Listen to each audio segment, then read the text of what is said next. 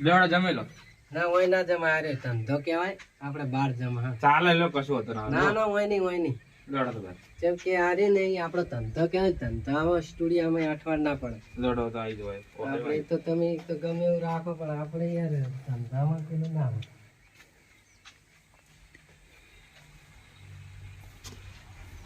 બેહી હા. જય ભગવાન. અમે તો જમીન આયા મેં લાયા શું લાયા ચેક કરો તો મને નહીં ખબર પડે. હવે ખબર બટાકાનું શાક